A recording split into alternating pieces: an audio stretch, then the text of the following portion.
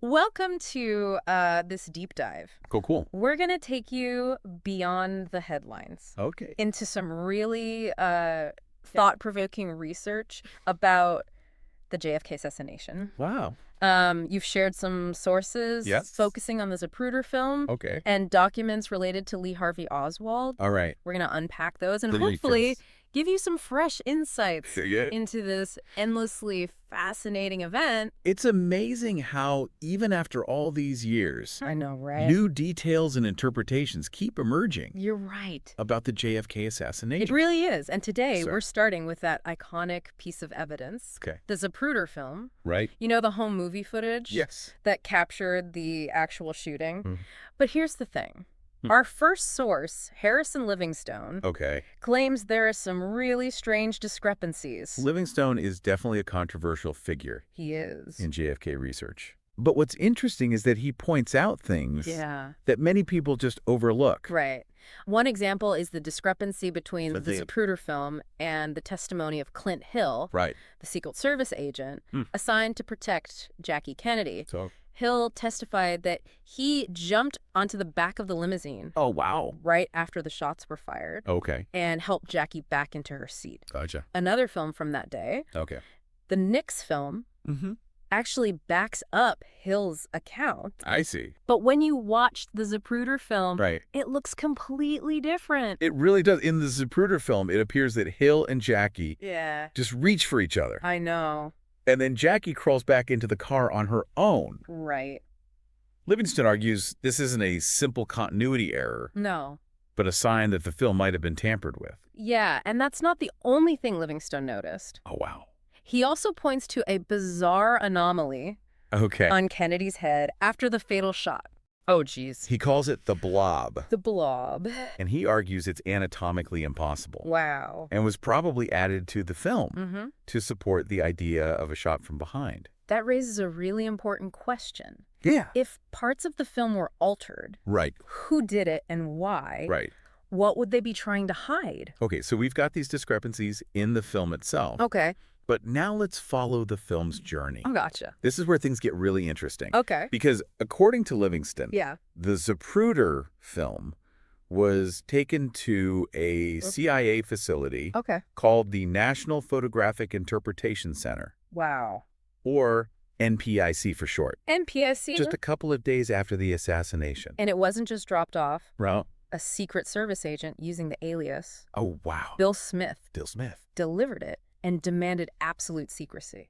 Wow. If you think about it, Right. this suggests someone was actively trying Yep. to shape the narrative even at the early stages. Of the investigation. It sounds like something out of a spy movie. It does. A secret delivery to the CIA, Yeah. a fake name. Right. It's all incredibly suspicious. It is. And Livingstone goes on to claim Mm. that the NPIC staff initially concluded Mm-hmm. that Kennedy was shot 6 to 8 times, Wow. possibly from multiple directions. Yeah. But Bill Smith steered them Oh, no. towards the official narrative Oh, wow. of 3 shots fired Okay. from a Texas school book depository. So someone with a clear agenda was directly influencing Exactly. the experts examining this crucial evidence. And when you connect that to Oh, I know, right? the potential discrepancies in the film itself, Yeah. it makes you wonder if this was an attempt Yeah. to suppress evidence that contradicted the official story. It definitely raises a lot of questions. It does. Okay, let's move on to another really strange detail, Okay. the mystery of the missing frames. The missing frames. Now, we know the thing was developed by Kodak, and they claimed it was never trimmed, Okay. but there's a problem. What's that? The company that processed the film said Yeah. it shouldn't be possible for all the footage to fit Wow. on one reel, Okay. but somehow it does. It's almost like a Uh-huh. magic trick. Yeah. Something just doesn't add up. Exactly. And then you've got a Kodak employee, Kenny Anderson, Oh, wow. who remembers a federal official Oh, no. possibly asking to turn off the edge printer Really? during the film's development process. Oh. There's evidence that part of the film might have been edited Yeah. because a special marker used during film processing Uh-huh. is missing from the key assassination footage. So not only are frames missing, Right. but it seems like someone might have deliberately tried. It's definitely possible. to obscure the fact that the film was edited. And remember Livingston's theory Oh, yeah? that the film was broken at the points Right. where shots were fired, Yeah. what might have been captured in Right. those missing frames? Yeah. This is all incredibly suspicious. It is. It's like someone was trying to create a very specific story, Right. but they weren't careful enough Yeah. to cover their tracks completely. Yeah. Okay. But let's shift gears for a moment Okay. and talk about the documents related to Okay. Lee Harvey Oswald. Gotcha. Our next source, Jerry Rose, Okay. delves into this and raises some serious questions Okay. about whether some of these documents Well, are actually forgeries. What's fascinating about Rose's work is that he Mm. doesn't just focus on the big picture. Right. He really dives into the details Yeah. of these documents, Okay. like Oswald's historic diary, Right. which was supposed to be a record of his time Yeah. in the Soviet Union. And what did he find? Well, handwriting experts Okay. who examined the diary Uh-huh. for the House Select Committee on Assassinations Hmm. believe it was actually written Oh, wow. in just 1 or 2 sittings. Really? Not over the 2 years it was supposed to cover. Right. There are even some factual errors Wow. in the diary. So it's possible someone created this diary after the fact It's a very real possibility. to fit a certain narrative. And it gets even more interesting Right. when you consider the notebook Mm-hmm. that was supposedly found Yeah. in Oswald's possession after his arrest. Right. This notebook contains some pretty incriminating stuff, Oh, wow. like the contact details Okay. of FBI agent James Hosty, Really? who had actually interviewed Oswald Wow. before the assassination. So a notebook with the contact info of an FBI agent It is, who had interviewed Oswald. and it raises the question, I know. was this notebook planted Uh-huh. to create a false connection Right. between Oswald and the FBI? Right. Or was there a genuine connection that someone wanted to highlight? Okay, so we have this potentially forged diary. It just keeps getting more intriguing. Yeah. A notebook with mysteriously incriminating info. What else did Rose find? Yeah. What else? Well, he also looked at a slip of paper Okay. that was found on Oswald when he was arrested Yeah. in New Orleans Okay. back in 1963. Okay. Now, this slip of paper Okay. is a real head-scratcher. Yeah. It contains phone numbers, Wow. random notes, Right. even some words in Russian. Okay. But here's the kicker. What? Much of the content Yeah. on that slip of paper Uh-huh. appears in Oswald's notebook. So it's like he copied his own notes onto a separate piece of paper. It's a lot to take in. I'm starting to get a headache. But the possible connection Yeah. between the slip of paper and the notebook is really fascinating. Yeah. If the notebook was indeed a forgery, Right. could the slip of paper Uh-huh. have been used as a source Right. for some of the entries? Yeah. Or perhaps Oswald was deliberately trying to Right. create a false trail? Yeah. Or maybe he had a reason to duplicate his notes Yeah. that we don't understand. Yeah. Right. It's one of those details that seems small at first, Right. but could be incredibly important. Okay, so we've got 3 potentially problematic documents. And remember, this was a time Yeah. of intense Cold War paranoia. Right.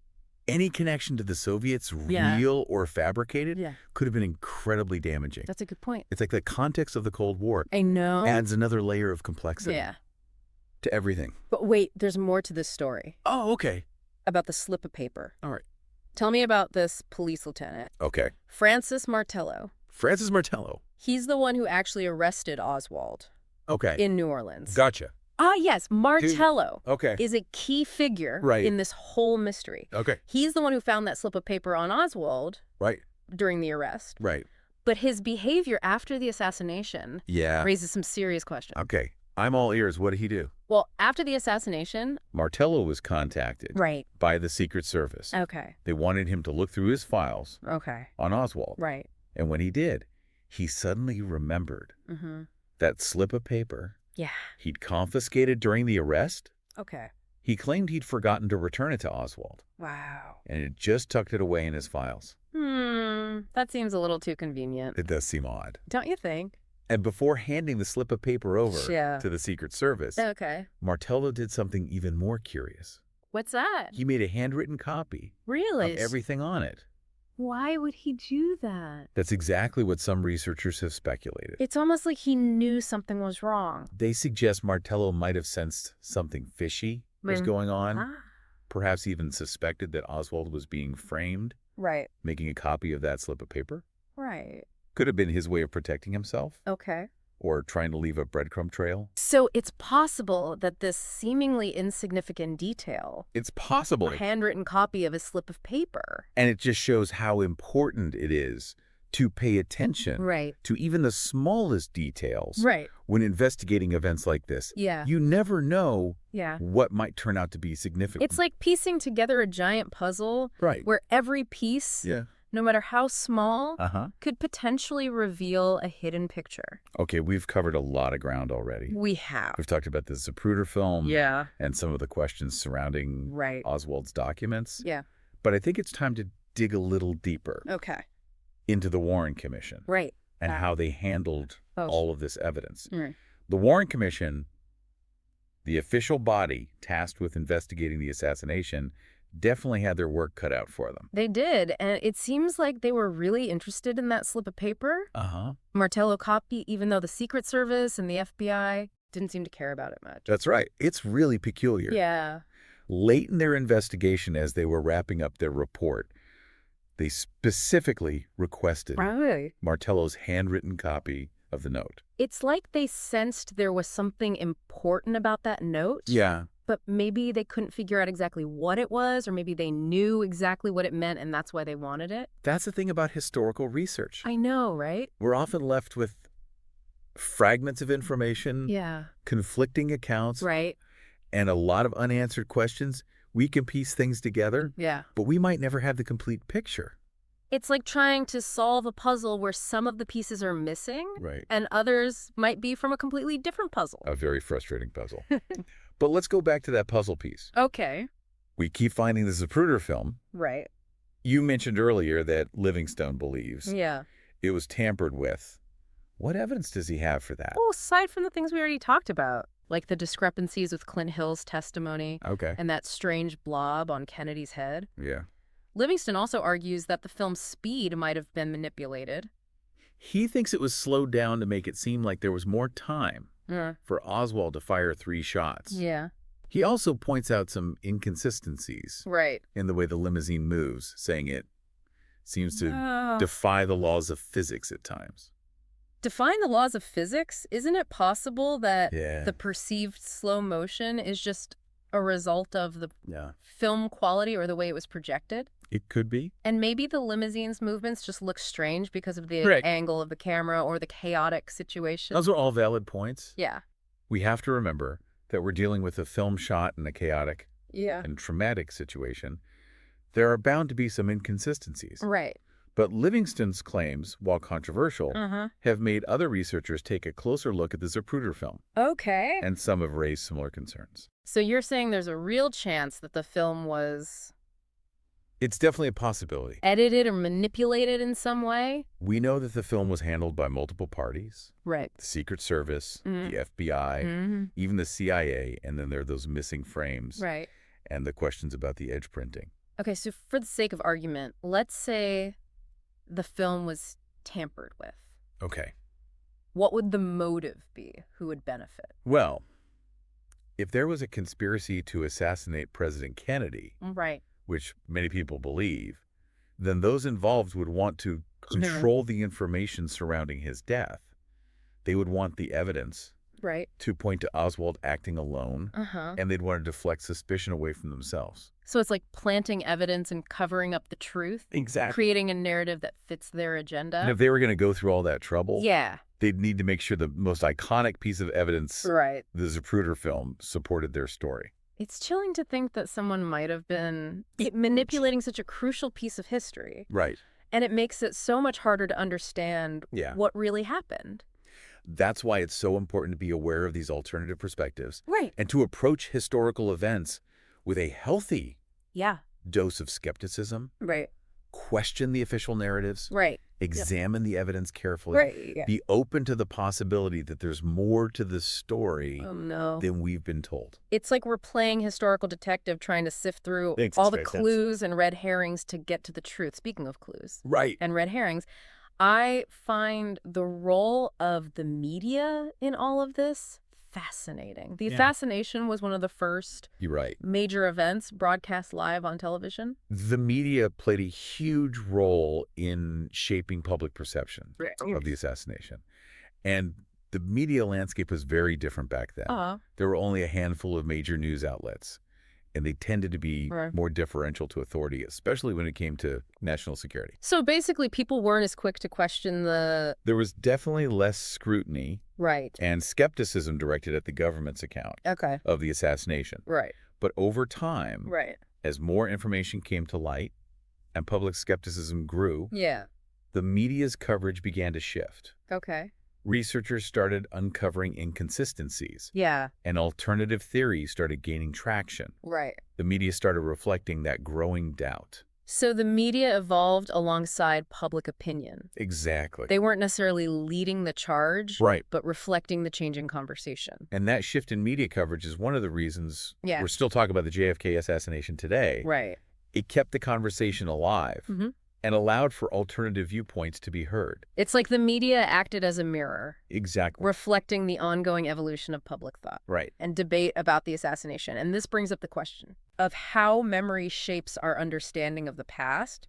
With something as impactful as the JFK assassination. Absolutely. There are so many layers of memory at play. Think about it. You've got the collective memory of the nation, which is heavily shaped by media coverage and the official narrative.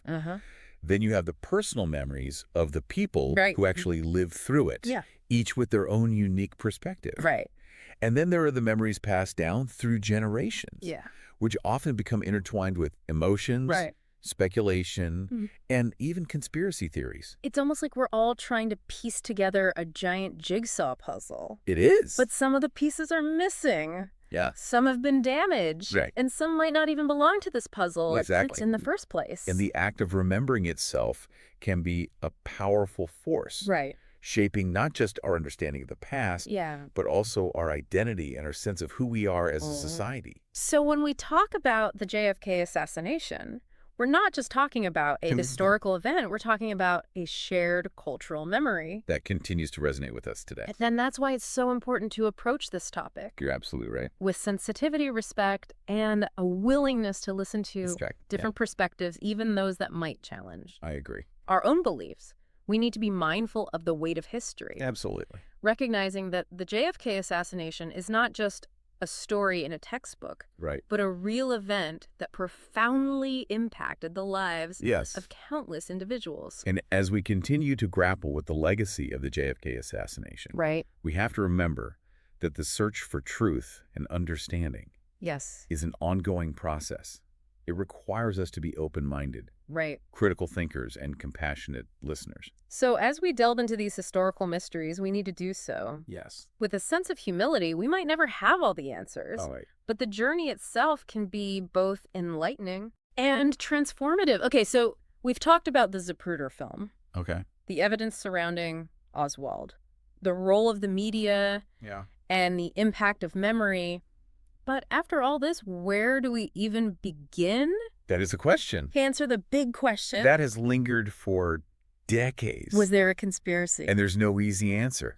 As we've seen, the evidence is incredibly complex and contradictory. It's open to so many different interpretations. So are you saying we'll never know for sure what really happened?